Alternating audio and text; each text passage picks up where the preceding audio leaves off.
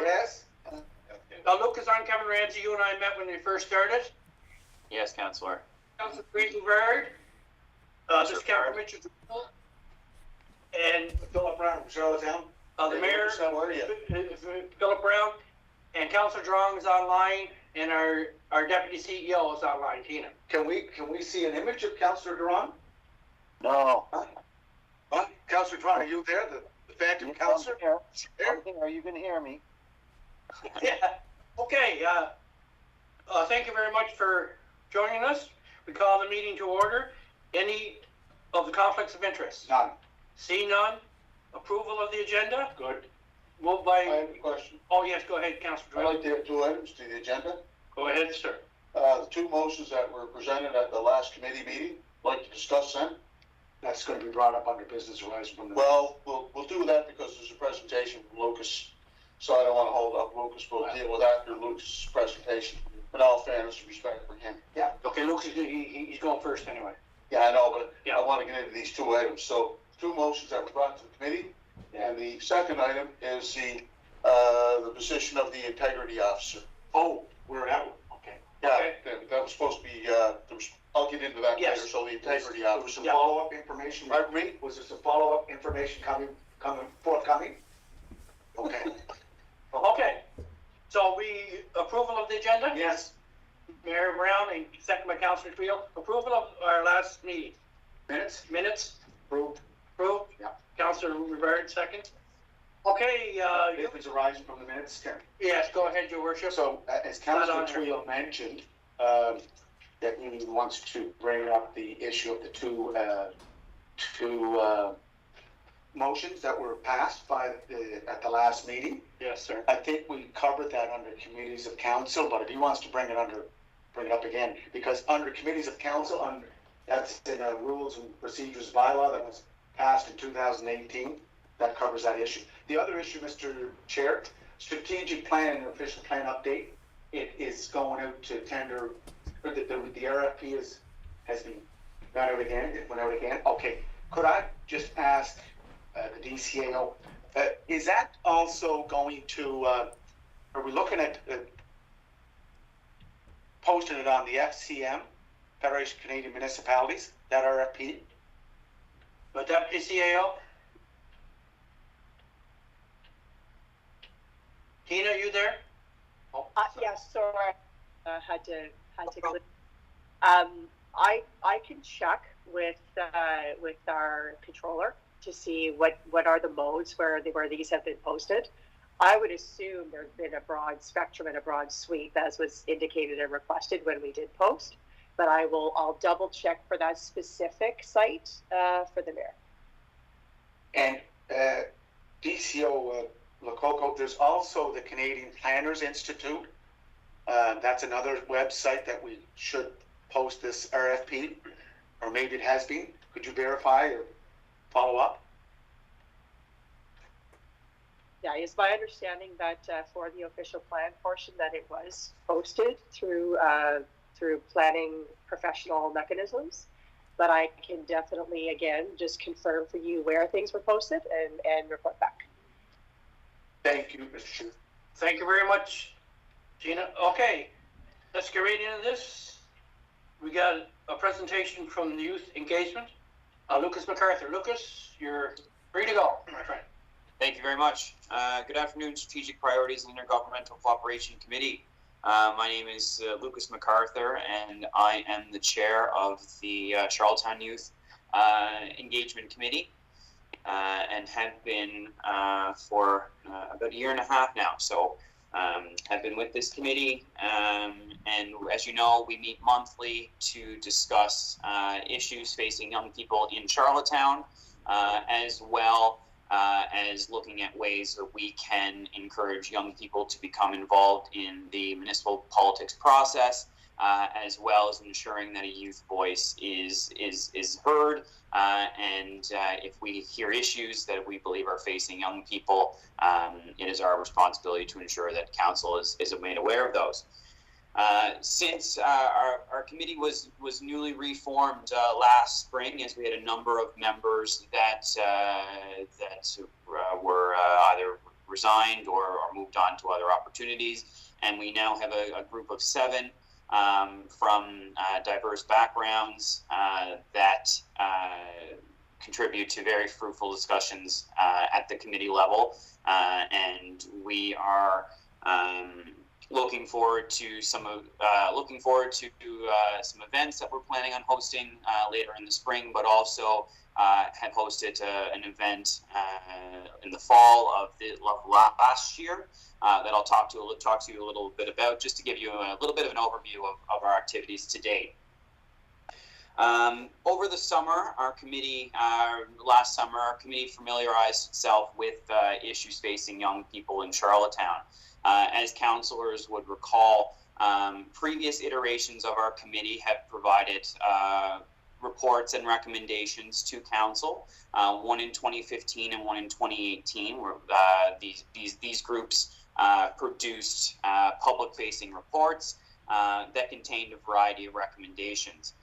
One of the things I wanted to ensure our committee members were aware of was that previous work, and to ensure that we were not just doing the same thing again. We wanted to make sure that we were looking at those recommendations and ensuring that they were still relevant, and then also looking at doing some follow-up and seeing what has been implemented, what hasn't, and where is there room for opportunities to fulfill some of those items that are already on the table.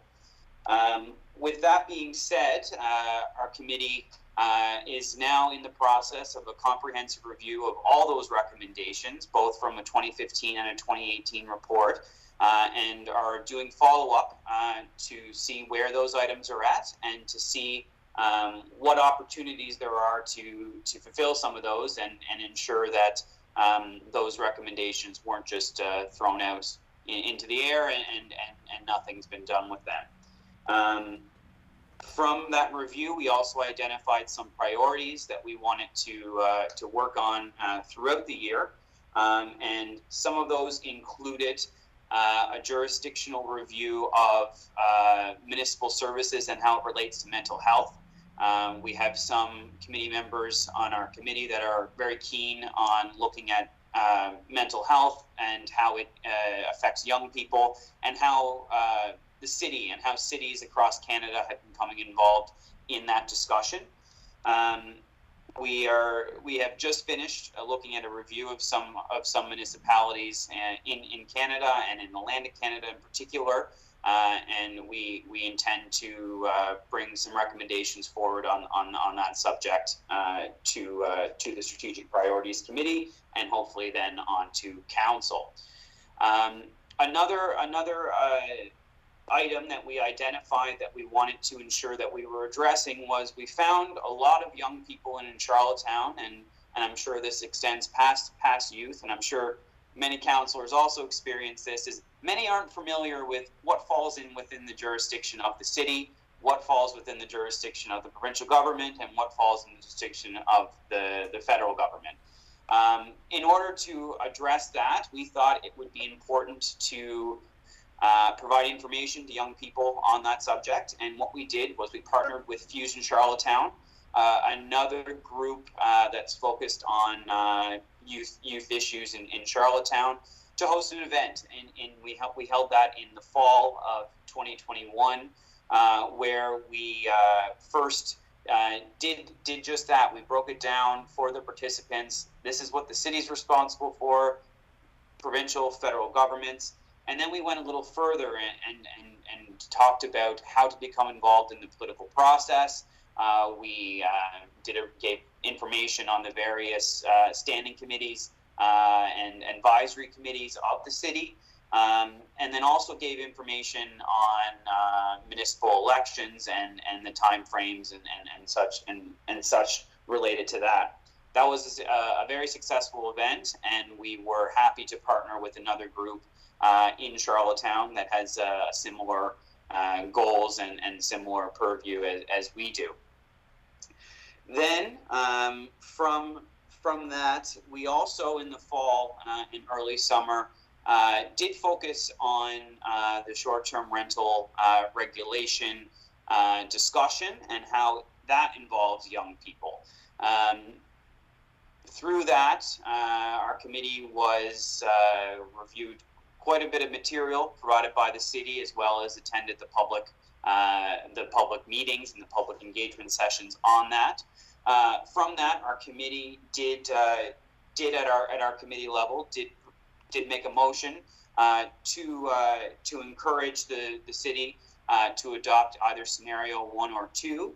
And we were quite pleased to see that the city is taking steps in the regulation of short-term rentals. I wish to express our gratitude to council on making that move. We believe that it will greatly improve the ability for young people to live, work, and thrive in Charlottetown.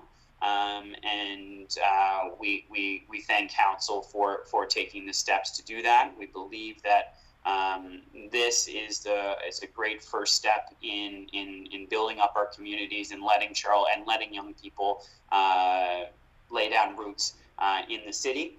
So we were very, very pleased to see that, and I just wanted to express my thanks to council for that.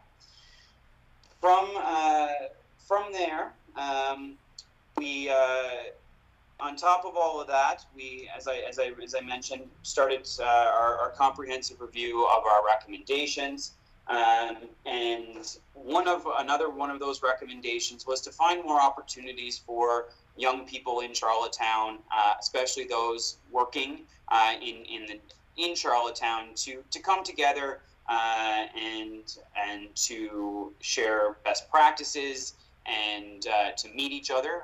As you can imagine, the last couple of years, it's been quite difficult for young people to come together, and there are no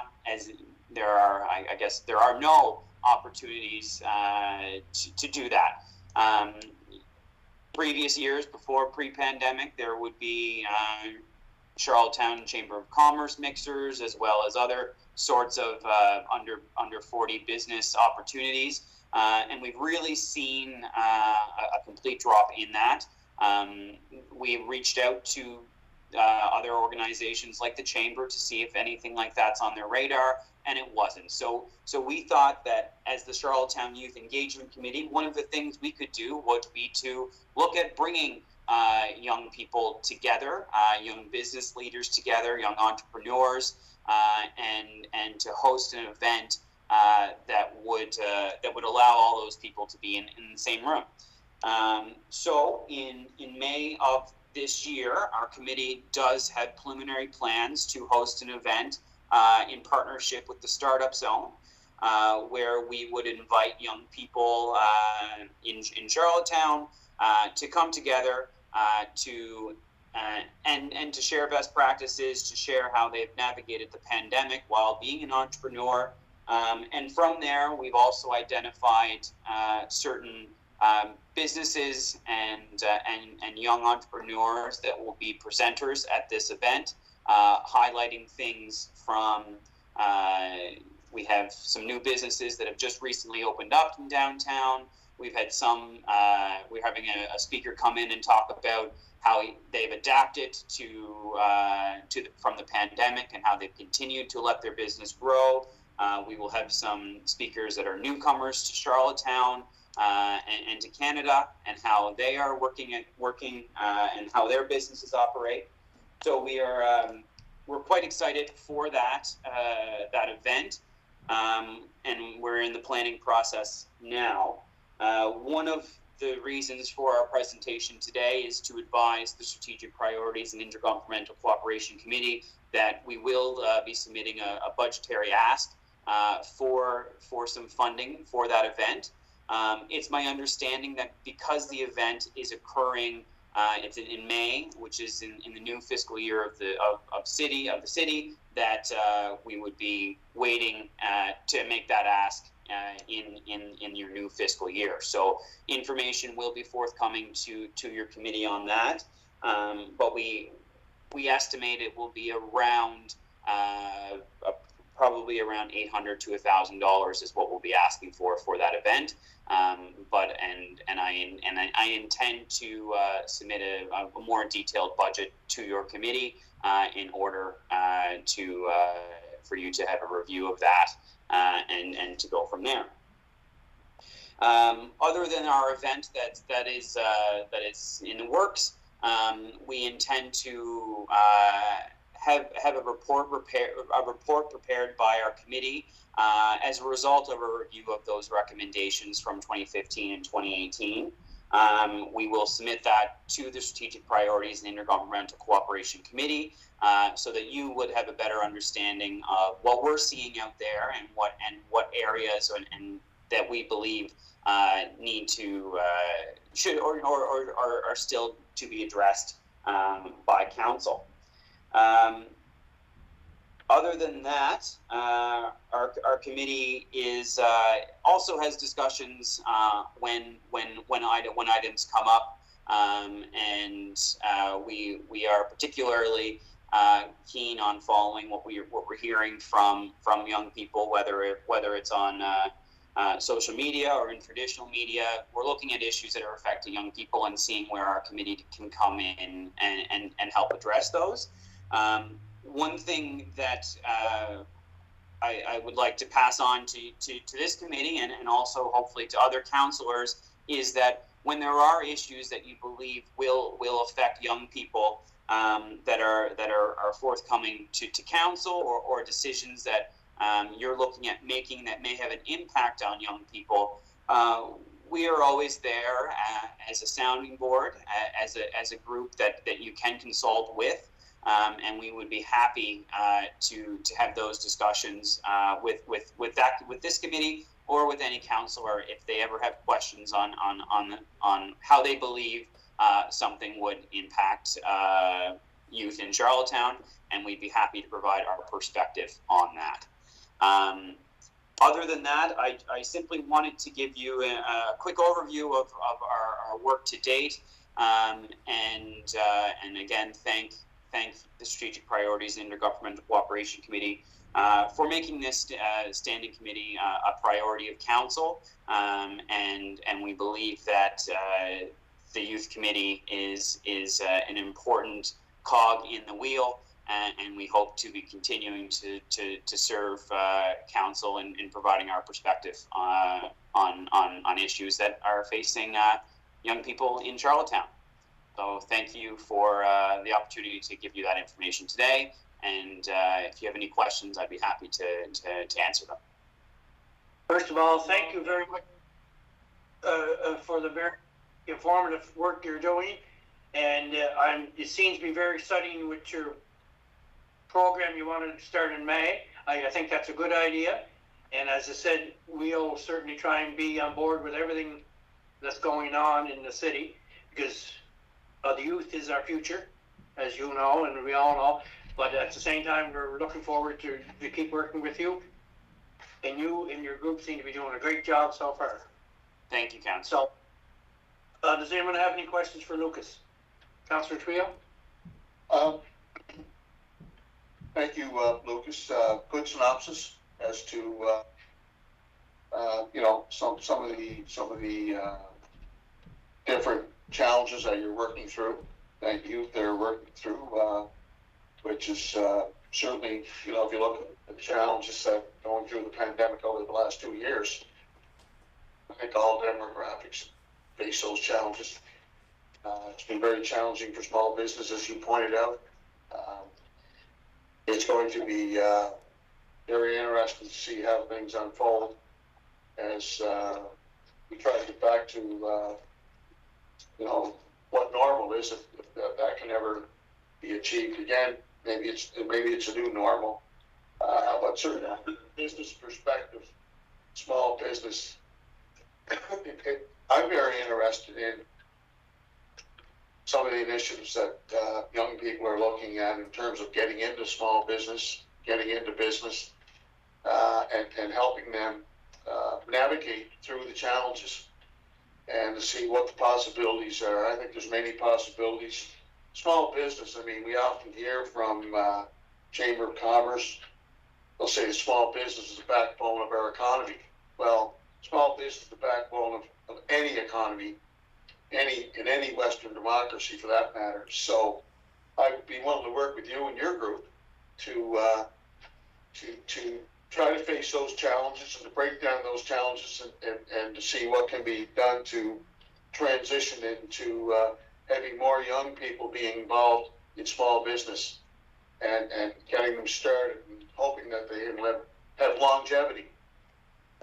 That's what I want to work with you and your group on. So please let me know when you'd like to meet. I'd be glad to sit down and go from there. Thank you, Councillor Tweel. And I can say as well, as part of our planned event in May, we intend to have an exit survey available for attendees. And some of the questions that we'll be asking is, please help us identify the barriers and challenges that you face as being young entrepreneurs and young business owners. And I would be happy to share that information with you and be able to work with you on how we can overcome some of those. Thank you. Just keep up the good work. Thank you. Councillor, I don't have any questions. Thanks for the update. Thanks for the report. If I have any questions in the future, I certainly will reach out to yourself and your group. Thank you. Thank you, Councillor. I'll look forward to it. Councillor Jerome? Oh, sorry. No, I have no questions, but that was a great presentation, Lucas. Thank you very much for all that information. Thank you, Councillor Duran. And one thing I was very pleased that you added on your report, Lucas, is that how you explain the 3 levels of government. Yeah. Because we've been hit for the last few years that there's people out there thinking that we're in charge of affordable housing, which we're not. And we give a tax incentive to it, to do a certain thing, but at the same time that can come from the feds to the province, right? Mm-hmm. I mean, we're not into the bricks and mortar of this whole thing, and we're certainly not landlords. But I was very pleased that you brought up to everybody that you explained the 3 levels of government. So I thank you for that on behalf of the whole committee. I think. Yeah. Oh no problem at all. And Lucas, if you don't mind, I'd like to reiterate what Chair Ramsey brought up. I think that's so important because the frustration from our perspective is that we've been caught in a quagmire when people think that we are involved in the bricks and the mortar and providing funding and that it's our jurisdiction. And I think that's so important to make those distinctions from a municipal, provincial, and federal as to what we're actually responsible for, because sometimes we're confused as a council. Yes. We're confused. If you think you're confused, we're confused. So I think that's so important so people understand, here's the mandate and the responsibilities of the provincial government, the federal government, and of course municipal government. And as Kevin pointed out, we do have incentives. We started that incentive program with the previous council. I think a lot of good work was done there. Yes. And we think that, we know that some other municipalities have paralleled what we've done in terms of providing incentives for affordable housing. So thank you for, taking on that torch and making those distinctions as to what the responsibilities are when it comes to other jurisdictions. Thank you. Yeah. No, you're welcome. Lucas, I just want to follow up from what was already said. The 3 levels of government, clearly there's misunderstanding in all age groups, not just youth, but at every age, whether it's middle age, old age. But yeah, the point about the STR framework, that is where we had a responsibility because it's a zoning and development bylaw issue. That's what we have control over. It's like similar to the large lots, anything over 0.5 acres, you can add an accessory building. But we've had Aaron Stafford in from Open Practices to say, look, if you reduce that lot size to 0.33 acre, then you could open up more properties right across the city for secondary apartments and garden suites, which again will address that issue of affordable housing. But I'm just going to ask you and your committee if you could really try to emphasize with the other two levels of government that this pie of it to address affordable housing, the STRs was just a piece of the pie. The other big pieces are public housing, social housing, co-op housing. You're quite familiar with those terms. And if the youth engagement advisory committee can get out and make it very clear that there's a responsibility on the two levels of government that are mandated by their constitutional responsibility to oversee housing, is that we need that more public housing. Yes, we've seen many examples of directing funding through CMHC or the provincial affordable tax incentive or affordable housing program. But you know what? There's a big lack of construction building from those two levels of government. I think we need more stress. We have to stress that more and more and louder and louder. And so hopefully your group can look at that as one possibility. And I plan to, again, address that with the Affordable Housing Advisory Committee, chaired by Bob Gray. You know, they now see that the STR has that 1 year transitional period, so there'll be lots of movement going on and lots of discussion. But we have to continue to push the other levels of government to build more social, affordable, co-op housing. And the issue that you mentioned about new businesses, as you know, there's the Fifth Wave Cafe just up here in Queen Street. 3 young women who work at Starbucks, just below your office, were let go, and they started their own cafe. And, you know, kudos to them.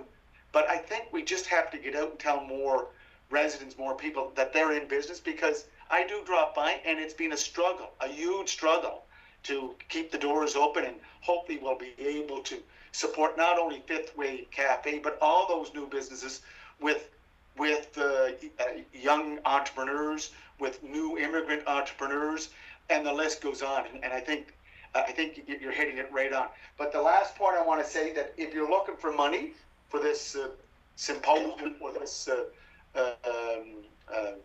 gathering, there is money in the strategic budget under special projects, so that'll be no problem to just submit your application. And Kevin and the deputy chair, I think Councillor Tweel, is he not the vice chair? No, Councillor Drum. Oh, they'll sign off the check. Thank you, sir. Thank you, Worship. And you'll be happy to hear that the owners of Fifth Wave are one of the speakers we've identified to speak at our event, as we thought having both new business owners, owners that opened up in the downtown core, and during a pandemic would be certainly a success story that we want to highlight, and we'll continue to look at elevating those stories and ensuring that people hear all about the great things that are happening because of young people in the city. Perfect. Thank you, Lucas. One more comment from Councillor Steele. Lucas, if you don't mind. Lucas, the Economic Development and Tourism Committee is finalizing the terms of reference for the position of Economic Development Officer. So when that person is in place, I would encourage you to work with the Economic Development Officer. I think that would be advantageous, thought-provoking, and maybe even on the cutting edge. Yeah, good point. And I know this, actually, I have a brother that runs a clothing store. He started on his own, and I think he'd be a great mentor. My brother Philip runs Island Activewear. I think he'd be a great sounding board. He can tell you what it's all about, the long hours and taking the chances and working through those challenges. He might be something you might want to talk to as well. Absolutely, Councillor Tweel. That's a great idea. Yeah, and I wasn't aware that there's a new economic development officer. That's exciting, and we'll certainly look at ways of collaborating with them. Clarify that. Yeah, the search is going on for the economic development. The search is going on. We've always had an economic development officer. Yes. Okay. We're finalizing the terms of reference, right? We hope to make some changes to the terms of reference. But once that person is in place, he or she or he, I would encourage your group to work through the economic development officer to deal with those challenges and the struggles and whatever assets they can bring to the table. And just to follow up on that, if the terms of reference are still being looked at and drafted, one of the things I would suggest is adding some reference to encouraging young people to be a part of the business community and finding ways that we can encourage that economic development officer to look at ways to really focus on young people as well. So that would be part of my recommendation on that is let's put that on paper, because usually when we youth are sometimes the last group to be consulted. So when we're forefront there, it certainly always helps. That's a good idea. Good. Okay. Thank you very much, Lucas, for your time and your hard work. Thanks a lot. Thank you very Thanks, much. Lucas. Thank And you, any councillors. issues or any questions that you want to just get a hold of us, or if you want to go through Doug and Doug can get a hold of us, we'll go from there and we're off and running. Absolutely. Thank you very much for your time, and have a great day. Stay Thank safe. you. Thanks. Okay, that was a very good presentation. The money is in the budget. There's lots of money. Well, it doesn't matter, you just promise it. Doesn't matter, you just promise it. I don't make promises, I just make commitments. The chair's going to sign, the vice chair's going to. Yeah, that's right, the chair and the vice chair will sign. I didn't know we had signing authority. I thought it was just you and Mr. Kelly. Isn't that right, Mr. Kelly? He's not on. Oh, he is on. He's on. Oh, no. He's not going to let that. Oh, no. Okay. Oh, sir. Come and do a theater near you. Oh, yeah. Okay, that was fantastic. Okay, let's get under, Councilor Rivera's we can't stay all day, so, and I don't want to stay all day. It's got here. No, he's here for you, buddy. Youth again, okay, new business. Okay.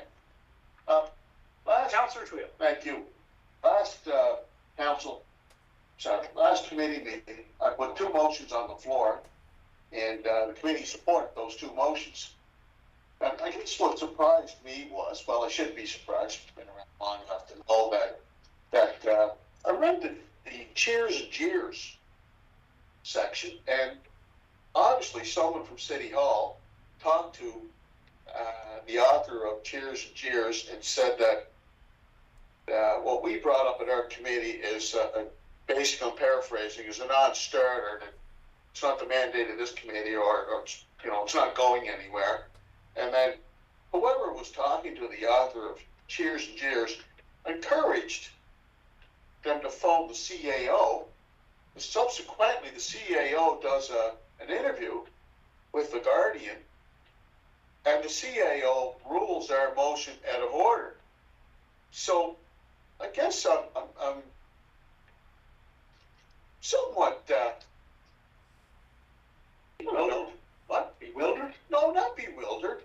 I guess, and I'm not surprised, not disappointed. I expected someone to throw a curveball at our two motions. Someone that doesn't want to see the advisory committee changed in any which way, shape, or form. They're happy with the status quo.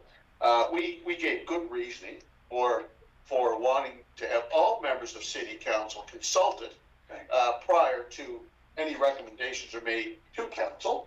I think it's much more collaborative. In fact, I believe the foundation of that committee was formed so that all members of City Council would be consulted with, both individually and collectively. So whoever was talking to the Guardian and then encouraged them to phone the CAO to do an interview, and then the result is I read in the newspaper, the CAO ruling the two motions out of order. I've never seen that. My 26, 27 years of municipal politics, and even hanging around council meetings before I ran, I've never seen that before in my life. I just couldn't believe it.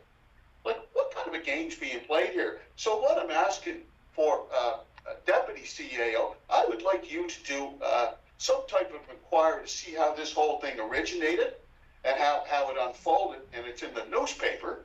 If there was a concern from the chief administrative officer, or anyone for that matter, I would think they would have had the due diligence to at least, or self-respect, to contact this committee.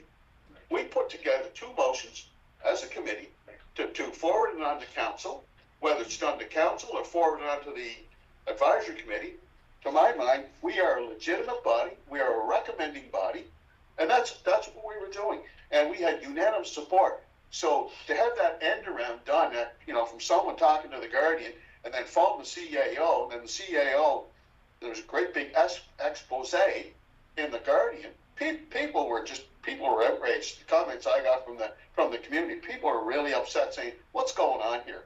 So, Mayor Brown, your lead comment, do you want the DCAO to respond, or Mr. Kelly? Well, what I want the DCAO, since he's now responsible for this committee, I want her to do some type of research as to what has happened here and how that ended up in the paper like it did. And if there was a concern, then it should have come back to this committee for clarification purposes, which did not take place, Mayor Brown. Okay, let the DCO respond. Are you available, DCO? Yep. Can you see me? I can see you. So through the chair to Councillor Tweel, there are a couple of things at play here. And I can tell you that the motions that you put forward are going to be up for discussion at the next CAC committee. So that is happening. It was up to the CAO, as also your city clerk, to make a ruling as to whether or not things were following the current procedural bylaw and our current terms of reference for the committees. I tell you, and I have no problem saying this part publicly, but if you want to dive into it any further, we'll go in camera. But I have no problem telling you publicly that I do have some concerns with the current operation of the committees and their terms of reference from a operational as well as legal perspective. But that is something that we will deal with at the council level, and it will involve some in-camera discussions, as there will be some educational component as well as some legal discussions moving forward. But if this committee would like me to look into what specifically happened with that communication, I can do my best. But ultimately, as you know, it's very hard to determine who leaked what to whom. But the fact that it is occurring and that in-camera discussions or that communications that are being provided confidentially or operationally through to various council members are making their way into the press before they're properly vetted, that is obviously a concern for all of council and as well as all of staff. Well, just to follow up, I have no problems with us, operating and functioning in an open and transparent manner. That's not what I'm challenging. I guess what bothers me the most is that the CAO attended the meeting when the motions were put forward. If there was a concern, it should have been expressed at the committee meeting right then and there. It wasn't. A week or two goes by.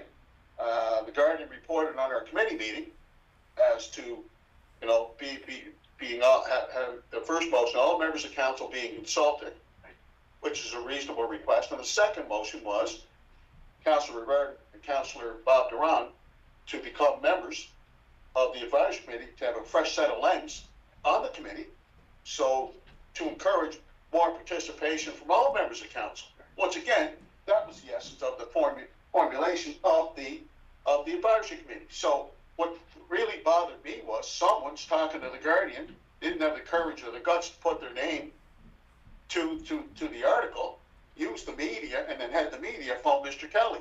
When that should have been done right at the committee level. If he had a concern, that should have been shared with the committee, and then we could have made the adjustment or adapted or whatever the case may be. So it never ceases to amaze me when I see things like this happen. Yeah. Well, is that something? I just, if you don't mind, I just think that to Councillor Tweel, I understand that some of this is upsetting, and I don't blame you for that. But if we're going to start getting personal and have any kind of accusatory things flying around, we should probably move in camera. I don't think it's to have a public forum. This is my advice, take it or leave it, but I think that that's something, if we're going to start getting personal, we need to move that in camera. But if we're just dealing with the procedure itself, again, more than happy to look into it to the best of my ability. And we will be having further discussions with council as a whole with respect to the operation of our committees and our terms of reference, and specifically with committees such as the Council Advisory Committee. Yeah, thank you, Gina. And this is what all council's been going on about for the last few years. There's always someone going to the press about their side of the story or not their side of the story and everything like that. And we addressed that a lot. We didn't address it, but we discussed that an awful lot. And it's very frustrating because if it's an in-camera thing, it should be an in-camera thing. But that's whether here nor there, and I understand what Councillor Tweel is saying. Your Worship, you've got Just a a question. point of clarification. Councillor Tweel, this is not personal. You're just reflecting on what took place Yeah, it's not. at the committee and what went into the press. That's You're right. not personalizing. No, sir. No, sir. I'm not personalizing anything. So, Mr. Stating the facts. So, Mr. Chair, if I look at the minutes, it was an open meeting. Yes, it was. So anyone that was watching, and I know that the press were watching it, Yeah, yes. right? So everything that was discussed was in the open forum, which, That's and right. I appreciate Councillor Tweel's willingness to keep it open, transparent, and accountable. So what transpired in the newspaper came from your open meeting that was through this portal that we call Google No, Meets. I'm talking following what was in the newspaper. Correct. The cheers and cheers came afterwards. Correct. No, I understand Right? that. I And understand someone convinced the Guardian that this wasn't, this wasn't the way it was going down, and these motions aren't going anywhere, and then encouraged them, obviously, I would think, to contact the CAO, and then the CAO did an interview with the Guardian. So, as the DCAO said that she's gonna get answers to your questions. Well, I hope she does. But I know in our rules and procedural bylaw, Mr. Chair, Right. Yes, yeah, under committees of council, section 41, subsection 41.9, council shall by resolution establish a council advisory committee. Now, as you know, prior to this, those appointments came from the office of the mayor. correct. Right? And that dates back to 1855. I know Councillor Tweel will dispute that, but this was a significant change. So this was a motion of council. It That's doesn't right. come from any standing committee. And hopefully our DCAO will find out that this kind of action has to come from council itself, not from a standing committee. And that, again, may be the reason that she wants to review all the terms of references for the committees. But Councillor Tweel, I understand what you're saying, and I understand that we do have this as part of our rules and procedural bylaw committees of council. But in terms of who oversees the responsibility, it's the city clerk, and in this instance, the city clerk is our CAO. Right. He did not interpret at the meeting, your meeting on February 24th. Can he speak to that since he's Mr. Kelly, are you online? This is actually Chantel? Rory here. I'm just using his account to stream. He's not in. Okay. So all I want to do, Mr. is leave it with the DCAO. She will come back. Yeah, that's fair. That's fair ball. I think what Councillor Tweel was saying was not personal. He was just stating the obvious. Exactly. And I think that's what we're doing. That's fair. Right. Yeah, I mean, we want answers. Yeah. Yeah, but in just, so we don't go on about this, which we have been for years, but there's 6 months left of this mandate, right? Right.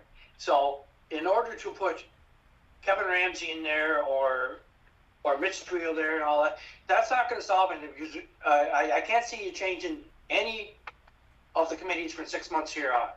Did you? I don't know, Greg, what's your opinion on that? Bobby?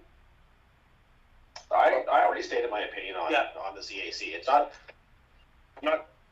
not talking about changing committees. I'm talking about the process in which committees were done in the first place. Yeah. And that that people were automatically put in positions of strength or interest.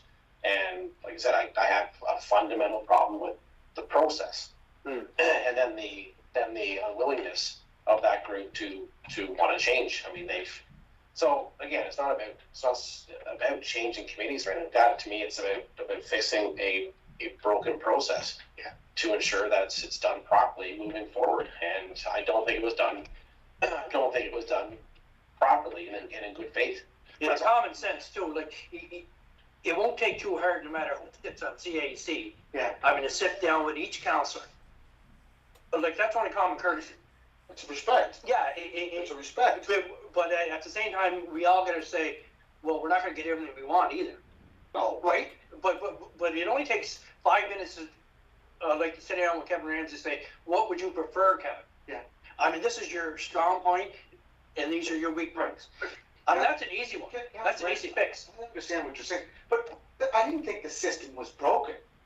When Oh, the changes were made on November 30th No. and December 4th with this new rules of procedural bylaw, I can tell you that Summerside, the office of the mayor, continues to make those appointments and get them approved by council.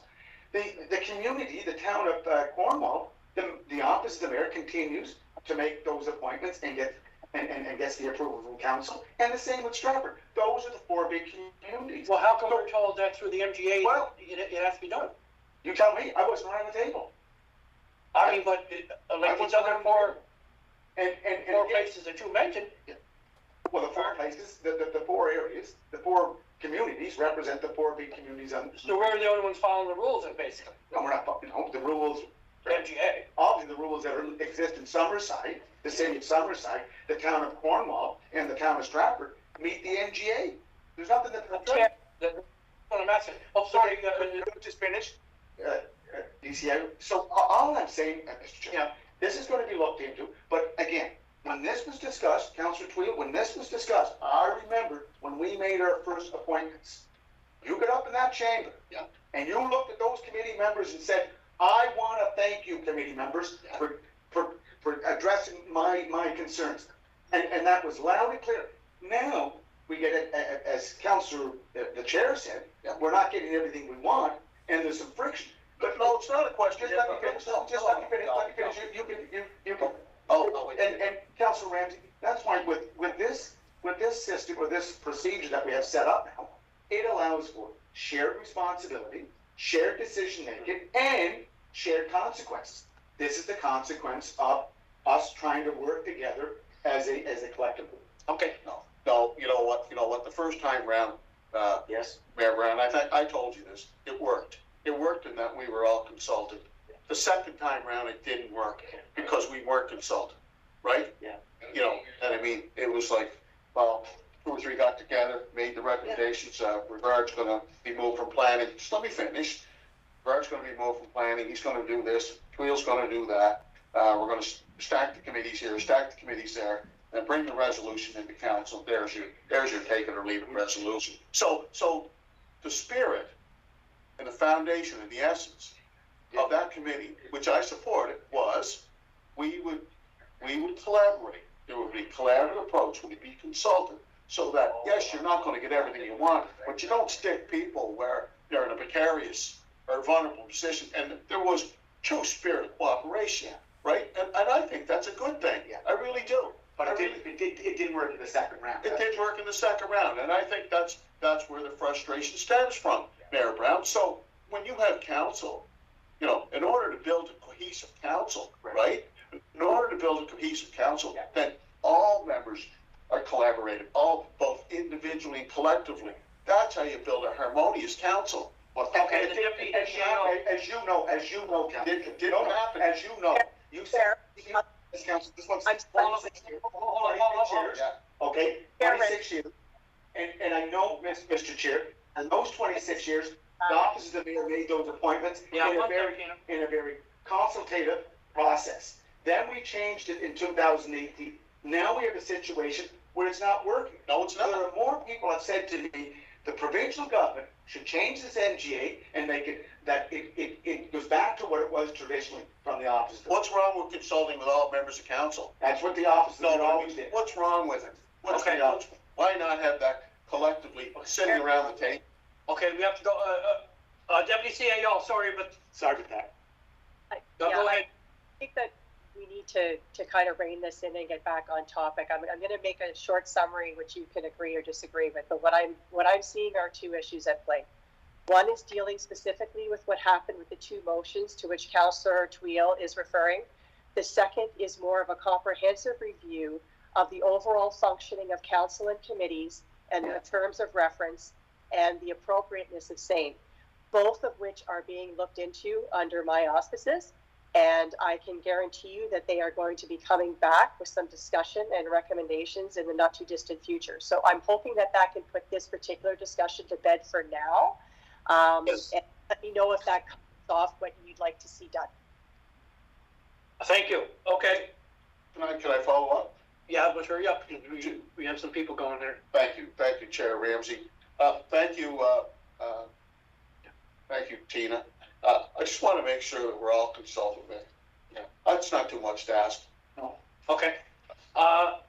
Any other business? Yes. The integrity officer. Yes. Back in November. Deputy CAO, I guess. Yeah, you can chime in here, Deputy CAO. Back in November, where are you going, Mayor Brent? Just you. Get a drink of water. Oh, okay. We discussed.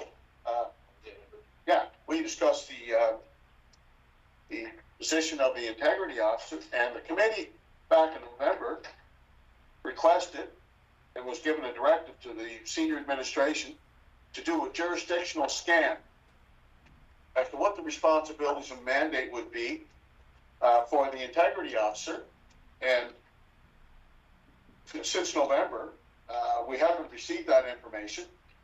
I want to see how that position functions in municipalities across the country, so that we're as contemporary as we possibly can be, and to make sure that if the need arises for the integrity officer or independent officers, that they truly are independent of council and the administration.